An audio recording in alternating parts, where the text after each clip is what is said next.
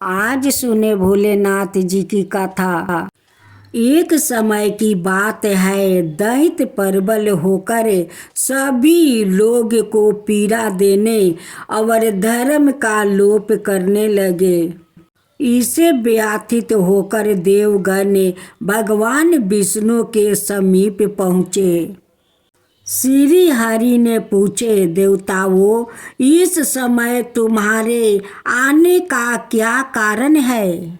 मैं तुम लोगों के किस काम में आ सकता हूँ? निसंकोच होकर तुम लोग अपनी समस्या बताओ। देवताओं ने कहा, हे देवरक्षक हरि, हम लोग इस समय दैत्य के अत्याचार से अत्यंत दुखी है। शुक्राचार्य की सलाह और तपस्या के बल से वो प्रबल हो गया है। हम सभी देवता उन पराक्रमी दैत्यों के सामने बेबस होकर उनसे परास्त हो गया है। स्वर्ग पर भी उन अत्याचारियों का राज हो गया है। इस समय आप ही हमारे रक्षक हैं, इसलिए हम आपकी शरण में आया है। हे देवश, आप हमारी रक्षा करो। भगवान विष्णु बोले, देवताओं, हम सभी के रक्षक परमेश्वर तो शिव है। उन्हीं की कृपा से धर्म की स्थापना और असुरों का विनाश करता हूँ। तुम लोगों का कष्ट दूर करने के लिए मैं भी उन्हीं सर्वलोक परमेश्वर की उपासना करेंगे। मुझे विश्वास है कि वो परम दयालु शिव अवश्य प्रसन्न होंगे। तुम लोगों का दुख दूर करने के लिए वो कोई ना कोई मार्ग भी ढूंढ निकालेंगे। देवताओं से ऐसा कह कर श्री हरि महादेव की उपासना करने के लिए कैलाश गए। वहां पहुँच कर वो विधि पूर्वक भूत भवन भगवान शिव की आराधना करने लगे। नित्य हजारों नामों से परमेश्वर शिव की स्तुति करते और प्रत्येक नमो चरण के साथ एक एक कमल पुष्प अपने अर्धाय को अर्पित करते। इस प्रकार भगवान विष्णु की यह शिवोपासना सहस्त्र दिव्या बरस तक निबार्ध चलती रही। एक दिन परमात्मा शिव ने विष्णु भक्ति की परीक्षा लेनी चाहिए। भगवान विष्णु नित्य की तरह एक सहस्त्र कमल पुष्प शिव जी को अर्पित करने के लिए लेकर आए। लीलाधारी महादेव ने उसमें से एक कमल पुष्पा कहीं छिपा दिया। शिव की माया के द्वारे घटित इस घटना का पता श्री हरि को भी नहीं लगा। उन्होंने गलती में एक कमल पुष्पा कम पाकर उसकी खोज आरंभ की। पूरी पृथ्वी का भ्रमण कर लिया, परंतु कहीं भी उन्हें वो कमल पुष्प नहीं मिला।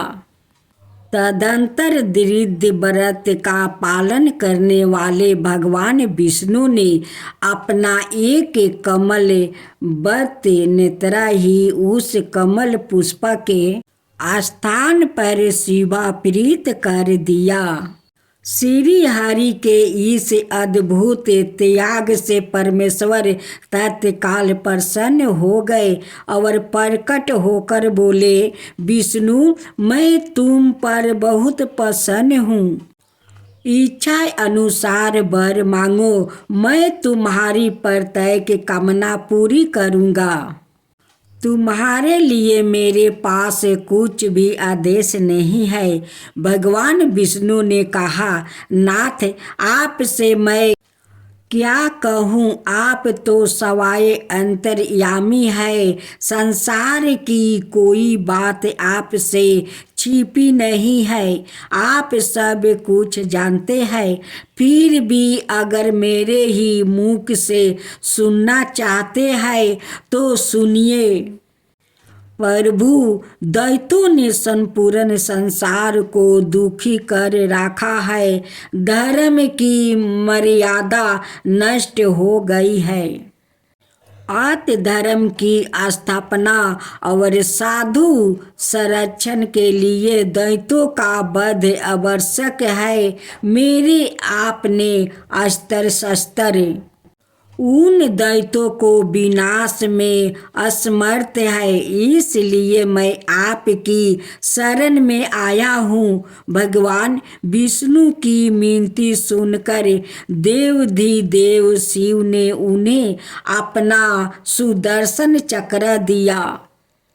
उस दिव्य चक्र के द्वारा श्री हरि ने बिना किसी शर्म के समस्त प्रबल दैत्यों का संहार कर डाला। संपूर्ण जगत का संकट समाप्त हो गया, देवता सुखी हो गया। इस प्रकार भगवान विष्णु को सुदर्शन चक्र का रूप में एक दिव्य आयुधर की प्राप्ति हो गई। भोलेनाथ का अब दूसरा अध्याय कथा। उपमन्यु व्याघ्र पद मुनि के पुत्र थे।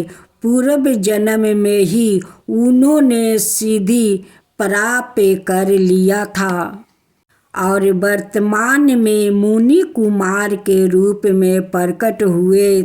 बचपन से ही अपने मामा के घर रहते, क्योंकि दलिद्रता उनके अपने घर तो जैसे पैर तोड़ कर बैठा गई थी। मामा के यहाँ बालक उपमन्यु के साथ शर्त व्यवहार नहीं होता। रूखा सूखा भोजन भी उन्हें बड़ी कठिनता से मिल पाता। अपनी स्नेहमयी जननी के साथ किसी प्रकार यहाँ रहकर वो बचपन गुजार रहे थे। एक दिन बालक उपमन्यु को कहीं से थोड़ा सा दूध पीने को मिल गया। बालक ही तो थे, माता के पास जाकर उससे और दूध मांगने लगा, किंतु तपस्विनी माँ को दूध मिलता कहाँ से। उसने किसी तरह कुछ बीजों का संग्रह किया और उन्हीं को पानी में पीस कर निकाली, दूध बनाए और बालक उपमन्यु को दे दिया। उपमन्यु अपनी माता से बोले, माँ, यह दूध नहीं है। माता को अपनी विवशता पर अत्यंत दुख हुआ।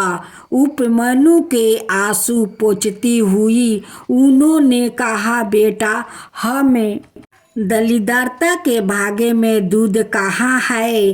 अगर भगवान शिव की कृपा हो जाए तो कोई वस्तु अलभ्य नहीं है। इसलिए यदि तुम्हें दूध पीना है तो आशुतोष शिव की उपासना करो, दूसरा कोई उपाय नहीं है। माता की बात सुनकर बालक उपमन्यु ने शिव जी की आराधना करने का निश्चय किया। तपस्या के लिए वो हिमालय पर्वत पर गया। उन्होंने 8 ईंटों का एक मंदिर बनाकर उसमें शिव पार्वती की प्रतिमा स्थापित किया। तत्पश्चात भक्त भाव से वो भगवान शंकर की पूजा करने लगे।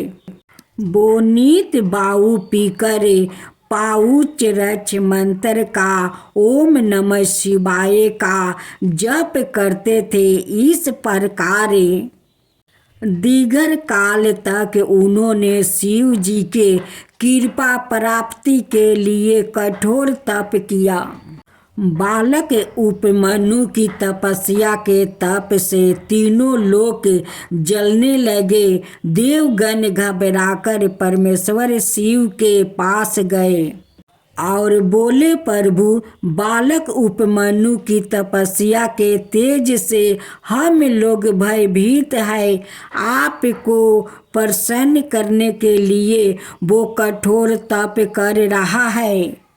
आप उन्हें दर्शन और वर देकर संतुष्ट करें।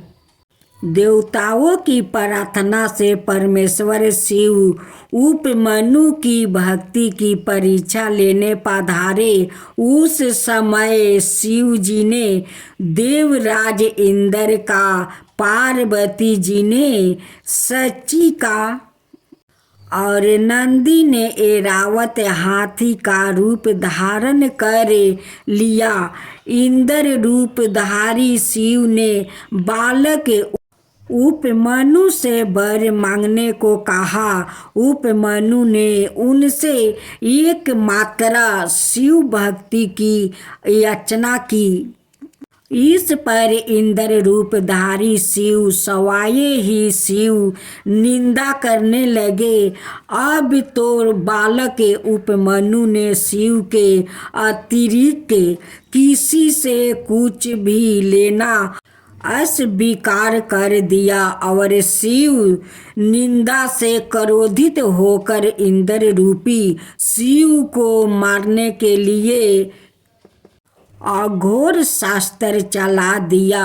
वो अघोर शास्त्र भी जब ऐरावत रूपी नंदी द्वारे पकड़ लिया गया, तब उपमन्यु ने सवाए को ही जला डालने के लिए अग्नि प्रकट की। भगवान परमेश्वर ने उसे अग्नि को शांत कर दिया और अपने प्रति उपमन्यु की अचल निष्ठा देखकर भगवती पार्वती और नंदी समेत अपने वास्तविक रूप में प्रकट हो गए। परमात्मा शिव ने उपमन्यु का मस्तक सूंघा और कहा, बस्ते, आज से मैं तुम्हारा पिता और जगदम्बा पार्वती तुम्हारी माता है। मैं तुम्हारे लिए दूध, दही और मधु के सहस्त्रों समृद्ध देता हूँ। ऐसा कहकर भगवान परमेश्वर ने उपमन्यु को अमरत्व के वरदान के साथ अपने गणों का अधिपति प्रदान किया। इस प्रकार अपने भक्तों को सब तरह से संतुष्ट कर परमेश्वर शिव, शिवा और नंदी सहित वही अंतर्ध्यान हो गए। उपमन्यु ने भी प्रसन्नता पूर्वक घर लौट कर सारी बातें अपनी माँ को बतलाया। माता के आनंद की सीमा ना रही। उपमन्यु सुखी और सबके पूज्या हो गया। अब तीसरा अध्याय। आज आप बहुत दुखी और उदासी देख रहे हैं। मृग श्रृंगार के पात्रा श्री मार्कंड जी ने अपने पूज्य पिता को चिंतित देखकर अत्यंत विमर्शता से कहा, आपकी चिंता का क्या कारण है? आपको चिंतित देखकर मेरा हृदय व्याकुल हो रहा है। बेटा, महामहिम मार्कंड ने दुखी मन से श्री मार्कंड जी के मुख की ओर देखते हुए अतिशय स्नेह से बताया, तुम्हारी माता मारुति को कोई संतान ना होने से मैंने उसके साथ तपस्या करके पीनकधारी शिव को प्रसन्न किया। आशुतोष ने प्रकट होकर वर मांगने के लिए कहा। कृतार्थ जीवन होकर मैंने पार्वती वल्लभ से याचना की अब तक मुझे कोई संतान नहीं हुआ है, मैं आपसे एक पुत्र चाहता हूँ। त्रिपुरारी बोले, मैंने तुम्हें गुणज्ञ सबरज्ञ और अद्भुत 16 बरस की आहु का पुत्र चाहते हैं या गुणहीन दीर्घजीवी पुत्र की कामना तुम्हें है। मैंने तुरंत प्रभु के चरणों में निवेदन किया, मैं मूर्ख गुणहीन पुत्र नहीं चाहता। अल्पायु ही सही, पर मुझे अनुपम गुणवान एवं सबर्ग पुत्र ही अभिष्ट है। भगवान शशांक शेखर तथास्तु कह कर अंतर्ध्यान हो गए। भोलेनाथ के वरदान से तुमने अद्भुत गुण विद्यमान है। तुमसे हम दंपति अत्यंत सुखी और गर्व निविंत है। कुछ रुक कर कातर सवाए में श्री मीरकंड ने कहा, अब तुम्हारा 16वां बरस समाप्त हो चला है। आप मेरे लिए चिंता ना करें। श्री मकंड जी ने अत्यंत गंभीरता से पिता को आश्वस्त करने के लिए विनम्रता के साथ कहा, भगवान आशुतोष कल्याण स्वरूप और अभीष्ट फलदाता है। मैं उनके मंडलमय चरणों का आश्रय लेकर उनकी उपासना करके अमरत्व प्राप्त करने का प्रयत्न करूँगा। तदंतर श्री मरकंड जी माता पिता के चरणों की धूलि मस्तक पर लगाकर भगवान शंकर का स्मरण करते हुए दक्षिण समुद्र के तट पर पहुँचे। उन्होंने अपने ही नाम पर मरकंड ईश्वर शिवलिंग की स्थापना की और त्रिकाल स्नान करके बड़ी ही श्रद्धा भक्ति से भगवान मृत्युंजय की उपासना करने लगे। भगवान शंकर तो आशुतोष से ठहरे। एक ही दिन में प्रसन्न होकर उन्होंने मरकंड जी को निहाल कर दिया। मृत्यु के दिन श्री मरकंड जी अपने आराध्य की पूजा करके स्तोत्र पाठ करना ही चाहते थे कि चौंक गए। उनके कोमल कंठ में कठोर पास पर गया। दृष्टि उठाकर उन्होंने देखा तो सम्मुख भयानक काल खड़े थे।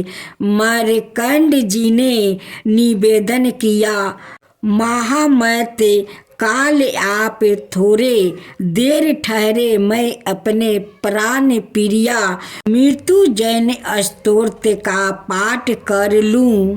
काल किसी की प्रतीक्षा नहीं करता। बर्मन तुम्हारे लिए भी समय नहीं है। काल ने कहा। काल ने क्रोधित होकर मरकंड जी का प्राण हरण करने के लिए पास खींचना ही चाहा कि दूर जा गिरे। वो पीड़ा से छटपटाने एवं भय से कांपने लगे। उक्त शिवलिंग से साक्षात भूत भवन भगवान शंकर ने प्रकट होकर अत्यंत क्रोध से काल के वक्ष पर कठोर पदाघात किया था। काल की दुर्दशा और अपने आराध्या का अनुपम रूप लावण्य देख कर श्री मरकंड जी की प्रसन्नता की सीमा ना रही। उन्होंने आशुतोष के चरणों पर मस्तक राख दिया। हृदय से भक्ति रस की नवीन मंदाकिनी वाणी द्वारा स्तुति के रूप में परिवाहित होने लगी। देव महादेव जी ने उन्हें अमरत्व वरदान कर दिया। जय शिवा ओमकारा, प्रभु हरे शिवा ओमकारा, ब्रह्मा विष्णु सदा शिव अर्धंगिनी धारा। ओम जय शिवा ओमकारा, एकानन चतुरानन पंचानन राजे, शिव पंचानन राजे। हंसासन गरुड़ासन विषवाहन साजे। ओम जय शिवा ओमकारा, दो भुज चार चतुर भुज दस भुज अति सोहे, तीनों रूप निरखता त्रिभुवन जन मोहे। ओम जय शिवा ओमकारा, अक्षर माला बने माला मुंडी माला तारी, चंदन मृग मद सोहे बोले सुभिकारी। ओम जय शिवा ओमकारा, श्वेतांबर पीतांबर बागंबर अंगे, सनकादिक बरे मादिक भूतादिक संगे। ओम जय शिवा ओमकारा, करके मध्यम कमंडल चक्र त्रिशूल धरता, जग करता जग भरता, जग पालन करता।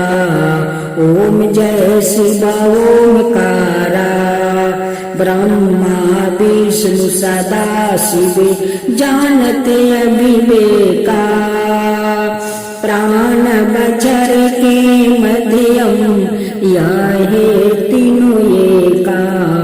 ओम जय शिवा ओमकारा, तिरगुण शिव जी के आरती जो कोई नर गावे, शिवा जो कोई नर गावे। कहत शिवानंद स्वामी मन भजत शिवानंद स्वामी, मन वांछित फल पावे। ओम जय शिवा ओमकारा, जय शिवा ओमकारा।